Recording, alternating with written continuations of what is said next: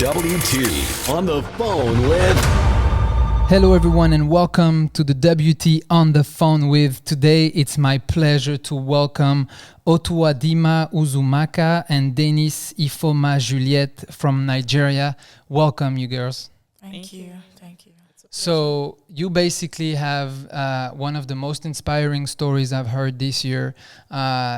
We just had the African Championships here in Dakar, Senegal, and you guys have quite a journey and a story to tell. So I'm gonna kind of just explain what happens to you guys. So the competition is happening in Dakar. You guys are elite athletes and you wanted to participate, and basically you decided to go on your own and travel different countries, make so many kilometers, and to only have the opportunity to compete. So can one of you girls explain to us your thought process and the journey? So basically, we just finished the National Sports Festival in Nigeria, and we came out as top athletes, and we were invited for the African Senior Championships. And by the time we got the invitation and all, it wasn't easy. The federation asked us if we can get source for funds and everything, that it would be nice, since they don't have enough to sponsor everybody. And we just basically had to go around sorting for funds from everywhere. Even though it wasn't enough for flights, we had to just hit the road and we had to come. Okay, so you got some of the funds that allows you to go there, and now it's time to hit the road, like you say. So you guys get together and you say, okay, we're gonna do this. How do you select the trip? How the means of transportation? Tell me a little bit about how did you organize this trip? When Chika spoke to me, there's our technical director, and we told him that we don't have enough fund for flights. And he said, okay, you can go ahead and organize other athletes if it's possible. If there are others that are willing to go by road with you, then we can make it happen. I put up a group chat to spoke to other athletes, and others tried.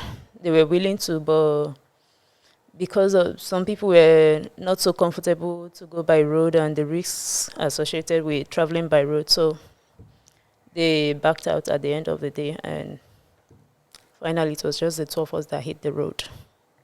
It takes such courage. People don't even realize that, the kind of, as you said, kind of danger, it's not safe to travel out there on the road. So maybe you can explain to us, the difficulties, the challenge, maybe also the joy, because I don't know, maybe this, we were speaking, it's a mix of everything, It's sometimes you saw, and you were describing to me on the way you were seeing elephant next to the road and it was beautiful, and sometimes it's not as beautiful. So maybe you can describe, from the start to arriving in the car. We started our journey from Lagos State, so we have to meet in a place called Badagry before taking to Cotonou, where we can get the vehicle that will take us to Mali, those across the border, Mali, Burkina Faso, before getting to Senegal. So when we got there, we saw everything, speaking with people that doesn't understand your language and all those things, using hand sign, speaking, just be imagining when they speak, you just have that imagination that this is what they might be saying. So it was so funny, but we like it because like that you'll be getting experience and understanding the language that you are not used to. So when we get there, we book our tickets. We saw many people traveling by bus, everything. We are happy because at least we are not alone. So on our way going, we keep on buying something. They speak language, you don't know what they are saying. When they speak their own, we speak our own. When they speak their own, we speak our own. We start having fun. Before you know it, we saw many friends. We met many people, both Nigerians, however, we became one inside us. So as the journey continues, we keep on passing border, especially when you pass some country, your network, my network, MTN, MTN, everywhere you go, they will send you a message, you just welcome to so country, welcome to so country. So we are happy by learning, seeing many things, not the other, the bad feeling of it by staying so long inside bus, like somebody like me. our leg got swollen. My knee everywhere started paining me, as if I want to cry. I even cried, not as if I cried. So we are just moving, seeing the bad side of it, and especially seeing that elephant. It was so fun. Huge elephant. This is not Disney, this is real life. Even before then, something like Boko Haram, you guys should get prepared. Who is not wearing a hijab, you have to wear your hijab to cover up so that there will be no any problem. Because we bought hijab, we have to put on. Imagine me, hijab, looks so very beautiful. They called me Aisha. They gave me name inside the bus. So I was answering Aisha inside the bus. So my sister, everyone, we put on hijab. When they came inside the bus, they saw that everybody is putting on hijab. So they just look. They didn't utter any word. They just came down, and our journey continued. We get to the border of Burkina Faso. They said we didn't arrive on time, that we could not go further because if you cross there, that's the terrorist border. If you enter there by that hour, no vehicle enters and no vehicle will leave. So we have to sleep. And they said to us, you sleeping here, have to be close to your vehicle. Don't go far away from your vehicle, because if you walk anyhow, you see anyhow. They will waste you nothing. So we have to remain inside, but we are afraid. So we know that we are just two in this journey. Others, they are going, but we are just two in that journey. So we now stay close to our boats, everything. At the 6:00 a.m. in the morning, we continue our journey. That's when we saw the elephant and everything. You know, when you get from this place to another place, the vehicle will got spoiled. We just came down, they will fix it. Before you know it, the journey took us 7 days to get to Dakar. Yeah. 7 days, and you said so many things that are, you know, an athlete shouldn't have to go through so many things that you went through. You said that your legs were stuck and swelling from not having and sitting so long. And so I can only imagine, you know, the conditions just for the competition. But you also said you basically had your life threatened by, you know, some groups that were asking you to wear hijab. And if you didn't, then there was death threats. And when you said that you were at the border, you say if you move from there, basically they'll kill you. Yeah. So, I mean, I don't know what to say out of that. This is so scary, at the same time inspiring for me, for two ladies who have a passion of a sport, that are willing to go through everything that you went through just to compete.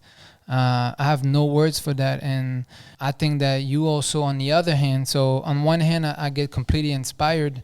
And on the other hand, I also get a taste of reality. And, you know, through your story, I'm sure that we can highlight some of the things that are happening, because you guys went through it, but so many people that are trying to travel across Africa are, I'm sure, getting through the same condition as what you did. So that is something to put our finger on and try to raise awareness around that. But that's a topic for another time. I want to focus really on the positive, because this is what, to me, this story is about. You know, for so many athletes, the competition is the hard part, and it's actually just for you girls is the enjoyment. You know, you get there, just getting there is the hard part for you. So can you tell us a little bit about, once you made it to Dakar and you were able to join maybe you know, other team members, your coach Chika, which I know is really supportive of you guys, have you even shared these stories? What's the mindset once you get to this competition? The moment we got here, when we called him and we told him we were in Dakar, he was surprised, because when we were leaving Lagos, we actually told him we were leaving. And he was like, okay, that means you guys will get to Dakar before us.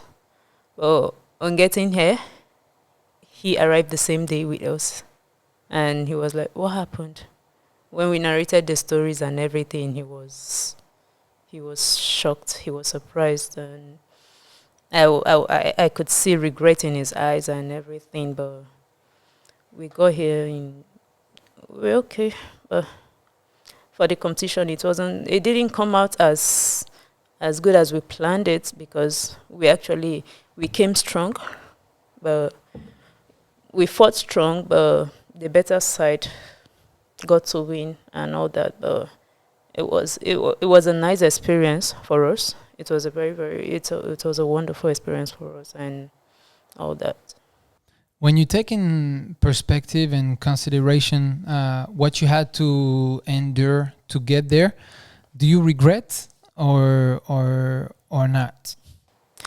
I can never regret such an experience. No regret at all. Because everything good doesn't come easy. You know, you have to fight, you have to sacrifice to get what you want. So nothing good comes easy. So if this should be the little effort or what we should contribute to get to our dream or because of the love of sport, there's nothing to regret. It's just the sacrifice, you know. Sometimes you can't wait for government or federation to do everything for you. You have to push yourself. That's true. Yeah. Well, that's so inspiring, and I'm sure that the people who listens to that are gonna be, you know, really inspired by your story and what you had to go through.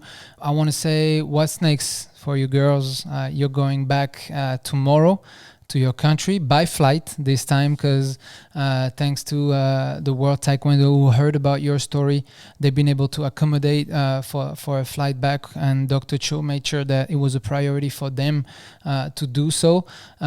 What's next for you girls? We'll go back, we'll keep training, we'll Keep training, push for competitions. any opportunity and look for any other means for other competitions to meet up what we are looking for.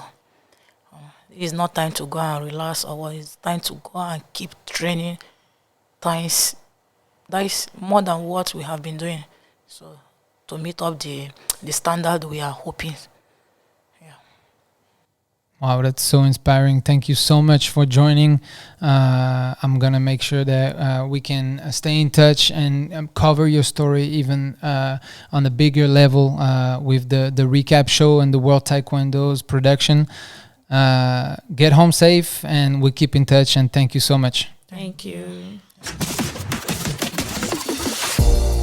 Thanks for listening. Make sure to check out more of the best clips from The Clinch on Spotify, or go watch a few segments from our other shows on the WT official website.